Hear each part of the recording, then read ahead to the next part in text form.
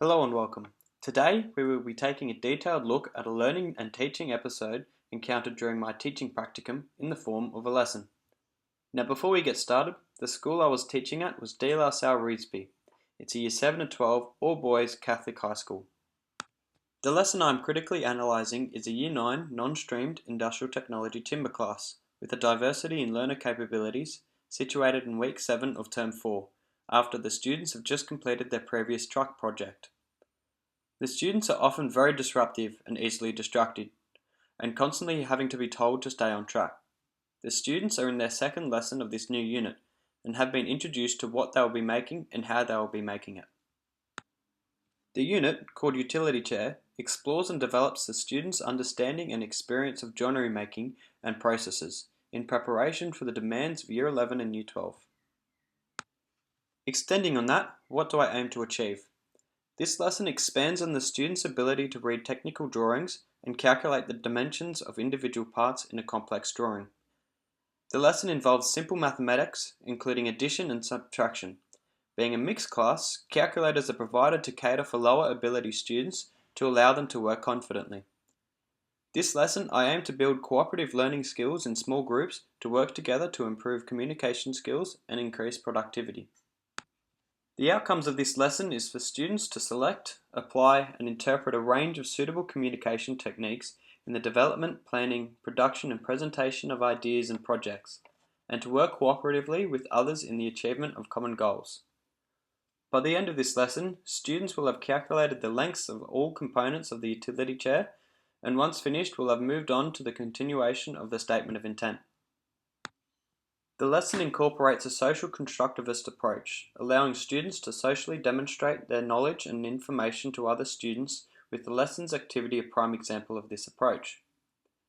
To provide extra support for the students, a social learning theory that Bandura studied, called modelling, is included at the start of the lesson to show students what they are meant to do and how they are meant to accomplish the goal, through the teacher demonstrating the calculation of the length of one component of the utility chair.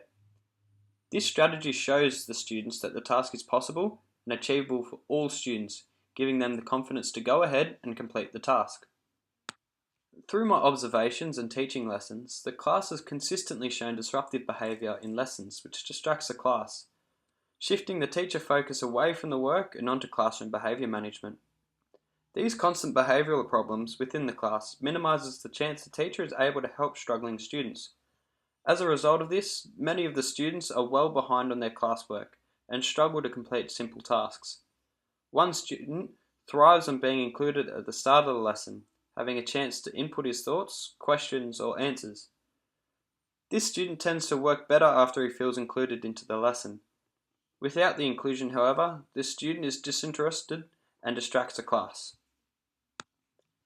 The key activity of the lesson involves the students working together in small groups to calculate the lengths of each individual part of the utility chair using a calculator and printed copies of the sketches, with a larger copy on the board for students to come up to the board and show their working and thought processes after they have completed the sheet.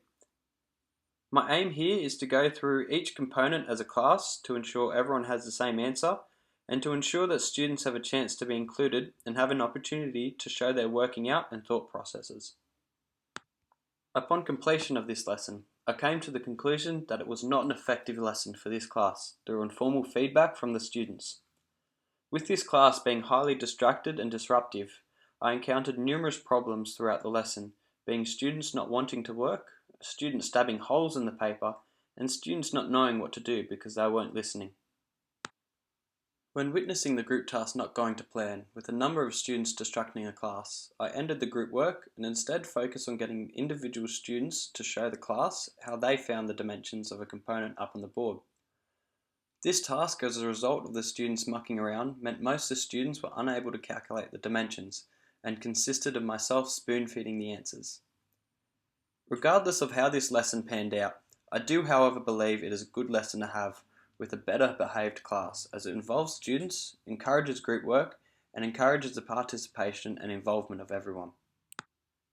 Moving forward from this, how do I better engage this class?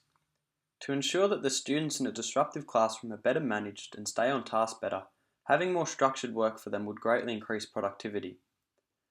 An approach I undertook the very next lesson was demonstrating how to analyze an existing design at a highly in-depth level by allowing the class to discuss key points about the design. This worked very well, with the students engaged and participating, providing excellent answers, and keen to prove they can do this task on their own. This scaffolding approach to the lesson greatly increased the productivity of this constantly distractive and disruptive class.